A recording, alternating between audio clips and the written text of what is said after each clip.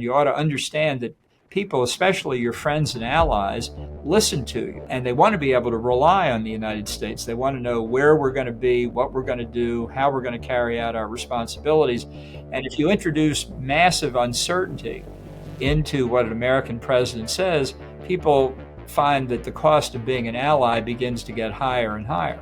That maybe they're not as safe as they might be. Maybe they can't count on the United States. I was with him at the 2018 NATO summit in Brussels. We had been talking earlier in the day about what he was going to say and would he withdraw from NATO. And literally just a few minutes before his microphone got turned on, he called me up to the conference table and said, "What should we do? Should we do it or not?" Went back to my chair, and Mike Pompeo and Jim Mattis were sitting there, and they said, "Well, what did he say? What's he going to do?" And I said, "I don't know." And I didn't know. And none of the three of us knew until Trump actually said it. So he was that close to it then. I don't think this was play acting. I thought he really didn't know until the last minute. And such a moment could come again, and he could come out the wrong way. This is a conversation with John Bolton, a former U.S. National Security Advisor in the first Donald Trump administration, and a former U.S. Ambassador to the United Nations. He has held some of the highest and most important roles that anyone can achieve in this field, and he had direct influence on some of the most important national security and foreign policy decisions. And he has also worked extremely closely with Donald Trump himself. And so he knows how he thinks about foreign policy and national security better than almost anyone else. And so we talk about all of that, about how Donald Trump actually thinks about foreign policy.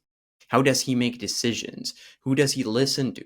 Why does he like Putin so much? And why does he seem he changes his Ukraine policies every 5 minutes? What advice he would give to European leaders for the next 4 years? Or why he is very worried about the fate of Taiwan in the near future? And much more. This podcast and interviews like this can exist only thanks to its supporters on Patreon, to whom I'm deeply grateful, and who get a bunch of perks in return for their support, including the full ad-free version of this and other episodes, and additional bonus content. And now, enjoy the conversation. All right. Well, so welcome to the podcast officially. Glad to be with you. So I'd like to dedicate this conversation to the U.S. foreign and national security policy, and especially what it looks like under the current administration. And you are obviously the perfect person to speak with on this, since you've been part of making those policies in the first Donald Trump administration. And to begin with, I'd like to maybe go back to when you found out that Donald Trump was elected for the second time. What were your expectations for what his second administration was going to be like in foreign policy and national security based on your experience in the first one? And how have those expectations so far compared to the reality as we saw it unfold?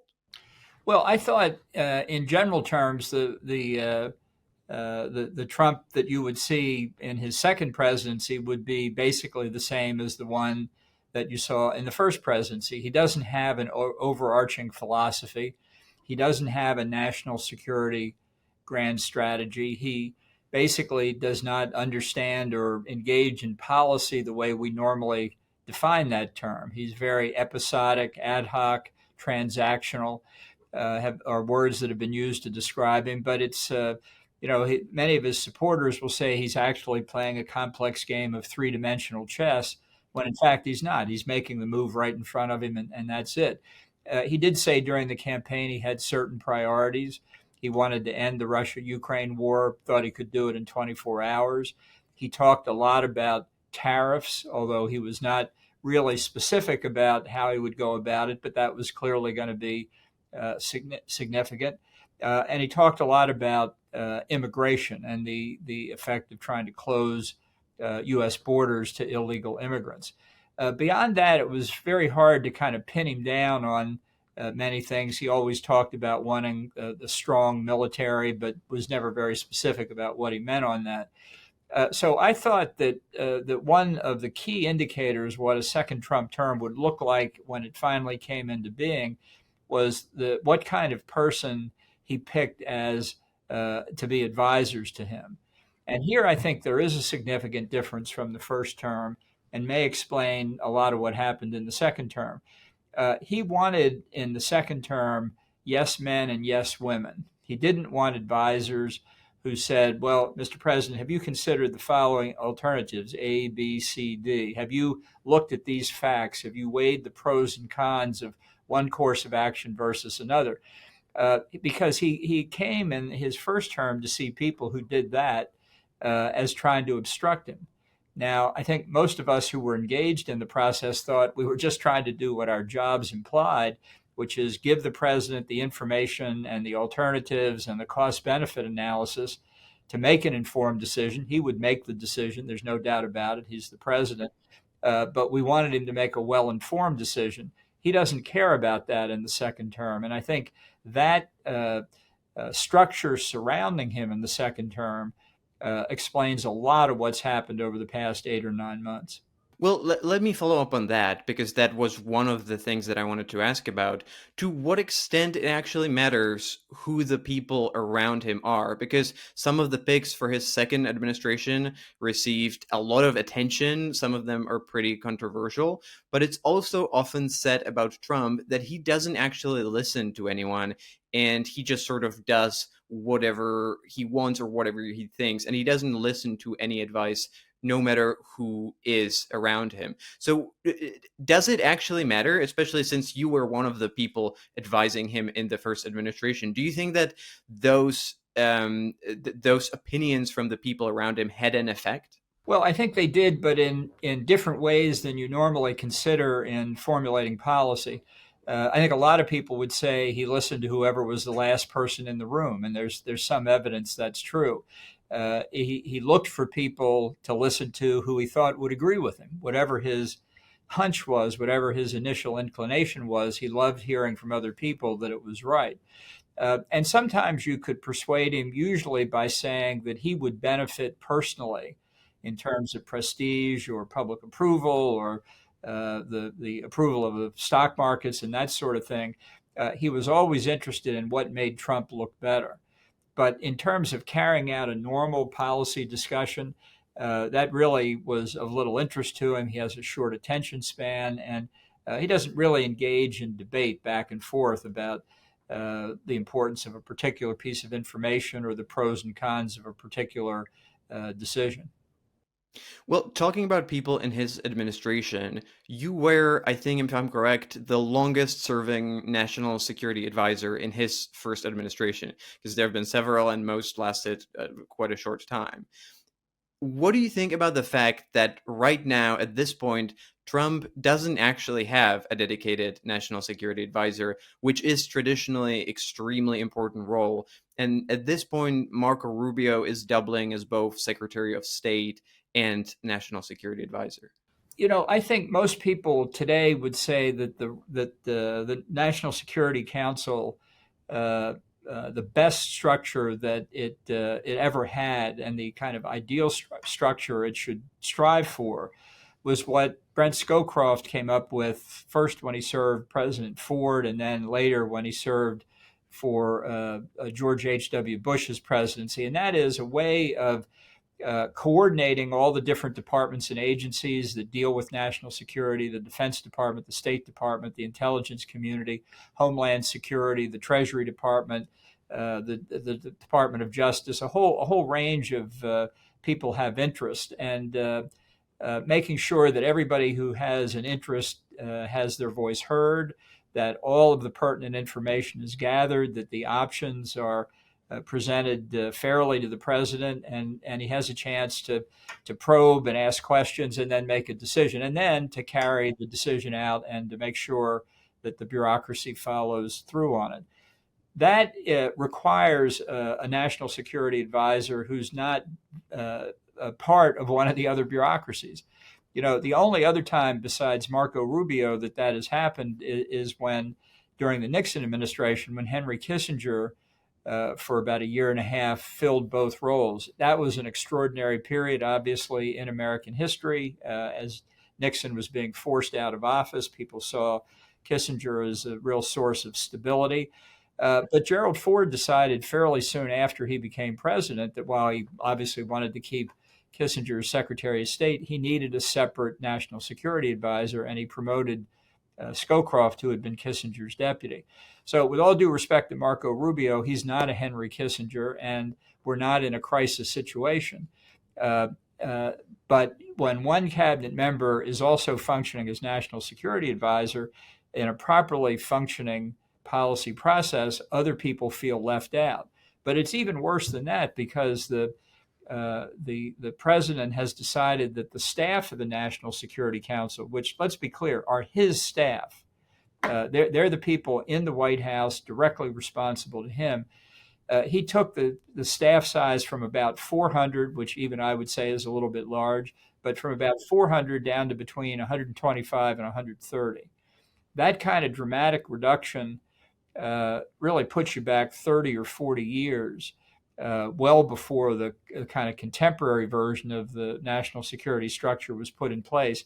And I think the result, which any number of people have commented on, is that the whole NSC process has broken down, that there's not adequate coordination among the different departments. You see the Department of Defense, for instance, on its own, basically deciding some months ago to halt the supply of weapons and ammunition to Ukraine. The president didn't know anything about it.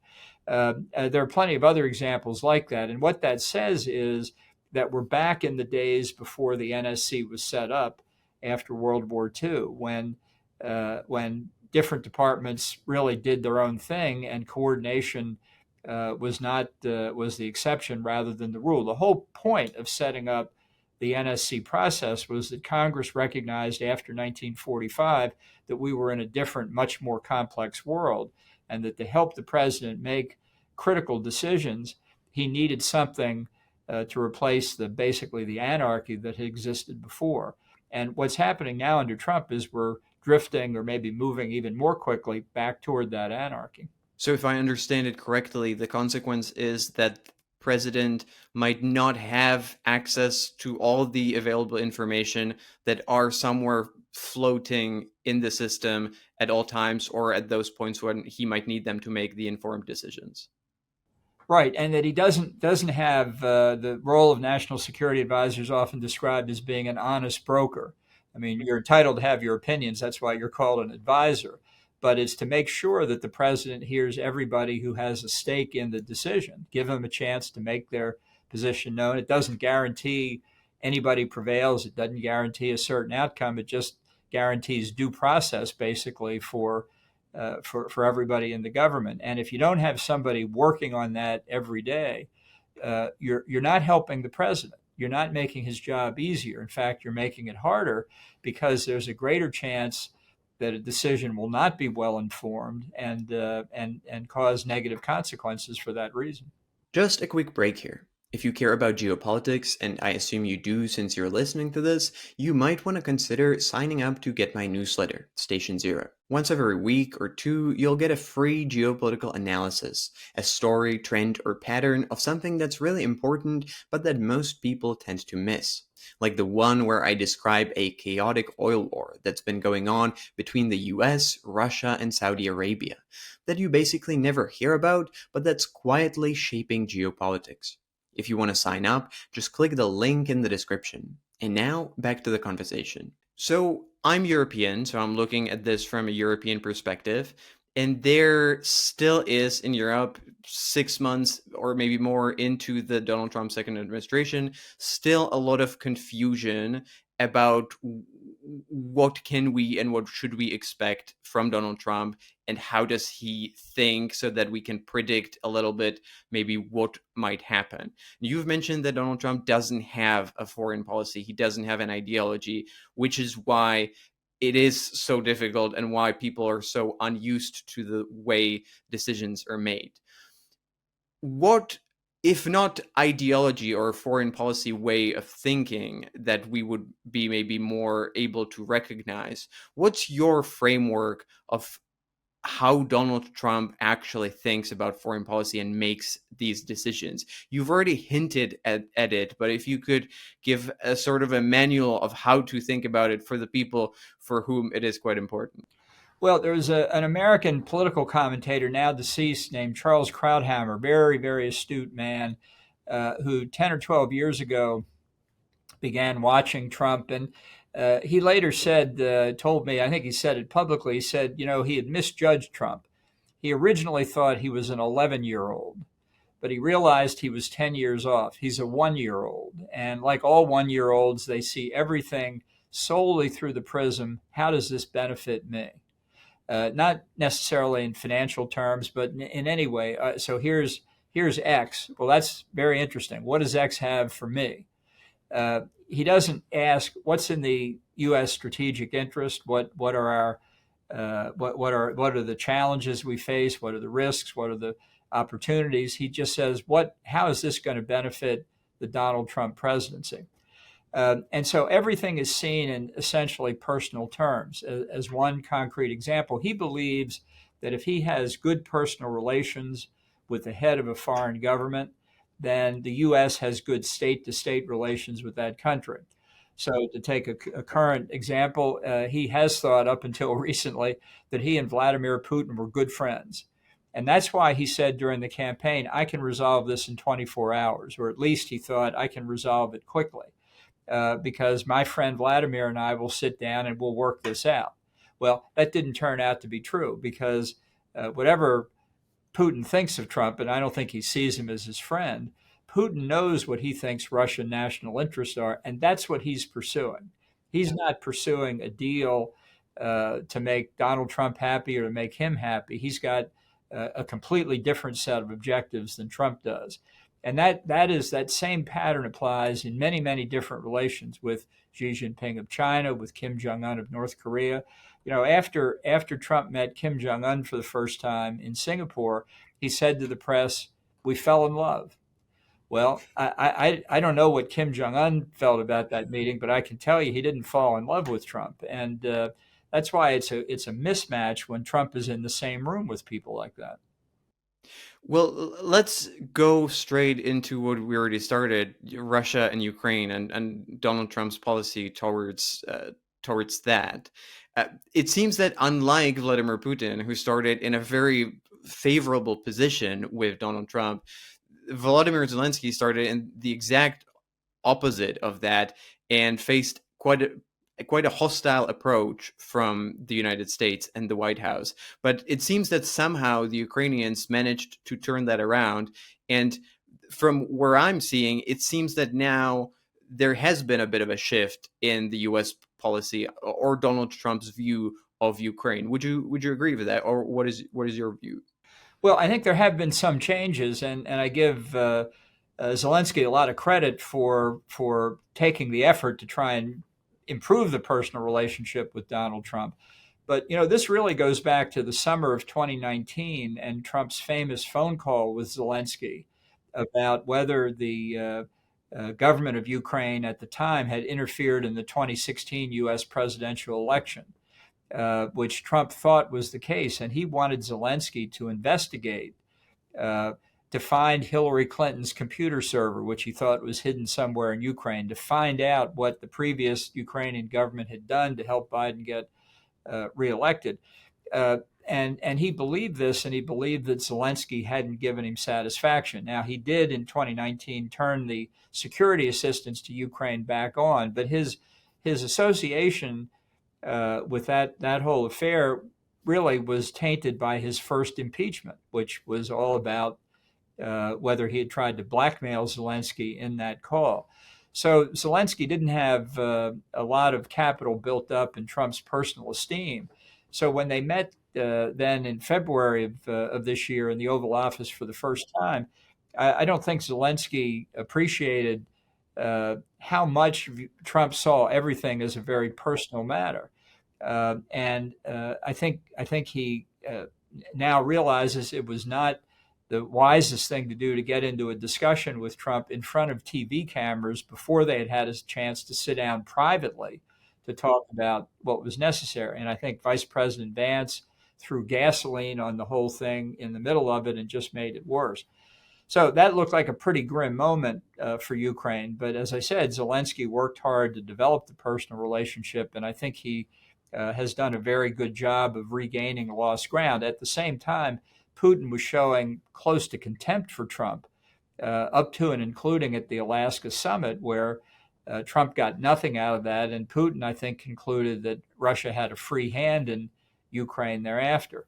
So Trump has said some nice things about Ukraine, saying they could win the war, they could get their territory back. He would continue to sell weapons and ammunition to European NATO members that could pass it in turn along to Ukraine, and that he'd continue to provide military intelligence, which is very, very important for Ukraine. And that's all good and positive, and I'm glad to hear it. And I hope he decides to send Tomahawk cruise missiles as well. That decision close, apparently, but not yet made. Uh, but that's not because Trump has now decided he really wants Ukraine to win the war. He wants out of this situation. Uh, he divides the world into winners and losers. He is a winner. He is always a winner, and he's not winning now in the Ukraine-Russia situation. So the answer is, don't wait around for things to change. Get out of it and go do something else, and hope that that will produce an outcome, maybe in the Middle East, that will finally winning the Nobel Peace Prize, which is what he's really after here. Right, but does that mean that he might now think that the best way to get out of the Ukraine war is by starting to provide more support for Ukraine? Well, I think by maintaining, at least maintaining some level of military assistance, and certainly through the intelligence that we're providing, I think that is the net net. But I don't think he's going to do enough to actually change the direction of the war. He has, despite any number of perfectly valid reasons, not sanctioned Russia yet for its sale of oil and gas. Now, that's in part because the U.S. and EU sanctions on Russia in that regard are badly written. If we wanted to stop Russia from earning hard currency by international sales of oil and gas, we just should have prohibited their export and not tried this price cap mechanism, because politicians were afraid that consumer prices at the gasoline pump would go up if we took all Russia's oil off the international market. Uh, Trump sanctioned India, but not China, which has bought a lot more Russian oil and gas than India has. So it's if he really wanted to shift the effect of American policy, he would impose new tariffs, new sanctions on Russia, which he has not done, and frankly, I don't think will do. Well, talking about the sanctions, that's, I would say, one of the examples of something that there's always a lot of discussions about in Europe, which is that Donald Trump makes a big statement about something that he might do and creates a lot of hope, but then quite often he doesn't really do it. And the sanctions are a typical example of that. How do you think it makes sense to read those instances when he makes this big statement of, there is a deadline, and if something doesn't happen, he might institute new sanctions on Russia? And do you think that the sanctions proposed by Lindsey Graham, that are supposed to be the bone-crushing sanctions on Russia, do you think that's ever going to happen? Well, on the point about what Trump says and then what he actually does, it really goes in both directions. Number one, he promises great results that he doesn't deliver, and he makes big threats that he also doesn't deliver on. The tariffs are a good example of that. I mean, he was at one point proposing really extraordinary tariffs, and has backed off to a significant degree, not entirely, but somewhat anyway, which led to the famous joke about on Wall Street about taco, the Mexican food, which also stands for Trump always chickens out. What Trump doesn't understand, I think, from his career in New York real estate, is that there are transaction costs when you say one thing and do another. It's not cost free to take positions and then act like you never said anything about it before. I'm not saying you don't sometimes take a maximalist bargaining position. Maybe that's the right thing to do, but it ought to be part of a strategy, and you ought to understand that people, especially your friends and allies, listen to you. And they want to be able to rely on the United States. They want to know where we're going to be, what we're going to do, how we're going to carry out our responsibilities. And if you introduce massive uncertainty into what an American president says, people find that the cost of being an ally begins to get higher and higher. that maybe they're not as safe as they might be. Maybe they can't count on the United States. And they're less willing to do things that they undertake as allies because they think there's a strategic plan that all the allies are following. And I think in Trump's case, the assertion that he's going to do one thing or he will accomplish something that he's not really serious about when he says it undercuts American influence. It doesn't expand it. It draws attention to Donald Trump, that's for sure, which he likes, but it doesn't necessarily lead to a more cohesive or better led alliance. Talking about the moment with Zelensky in the White House, you said previously about that moment that it being televised on television, it burned through decades of goodwill that the United States have built around the world. And I think that's an excellent insight. You could probably say the same thing about, for example, J.D. Vance's speech at the Munich Security Conference. And my impression is that it's often less about what the Donald Trump or other people from his administration are saying, but about how they're saying it. For example, a lot of Europeans would agree with the arguments they're making about the fact that Europe needs to stop freeloading and we need to start paying for our own defense. But it's often the way of how it's phrased is that what's making quite a lot of damage to the United States standing. Do you think that there's an awareness of those consequences in Donald Trump's administration, either with him or the people around him? Or is it that they just don't care? Or is it that they don't know what that is causing as a second-rate consequence? Well, I think it's a combination of both. I think they really don't care, and I think it's a kind of ends justifies the means. If they get to what they want, they don't care how much turmoil and unhappiness they cause in getting there. But it does have an effect, and it's primarily negative for the United States. It's it's a little unsettling as well. I can tell you, as somebody who spent, as did many other Americans, years and years saying to European NATO allies, you got to spend more on defense. And we said it politely. And in comes Trump and he says, you people better spend on defense or you're on your own. And they say, maybe we ought to take that seriously.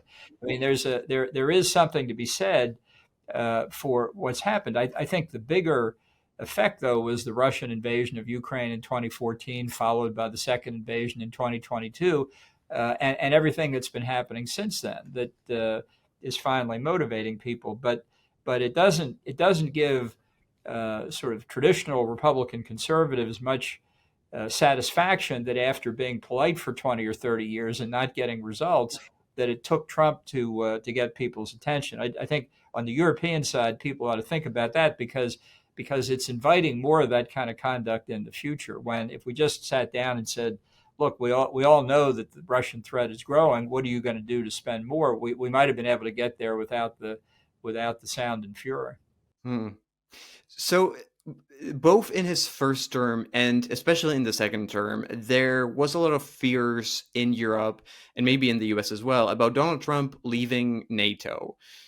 That didn't happen, and so far it looks like the European charm offensive on Donald Trump worked. Do you think that that's the case, that it has worked and that Europeans can now sort of sleep easy when it comes to US commitment to NATO? Or do you think that this is just the beginning and there's a lot more to worry about? Well, I think it's like the waves of the ocean with Trump. So today it looks pretty good. We're at the crest of a wave. He says nice things about NATO, but that's not going to last.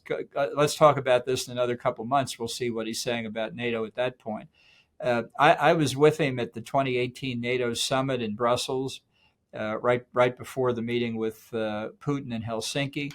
And the leaders were sitting around that big table at NATO headquarters and giving speeches, and Trump's time to speak came up, and we had been talking earlier in the day about what he was going to say and would he withdraw from NATO. And literally just a few minutes before his microphone got turned on, he called me up to the conference table and said, what should we do? Should we do it or not?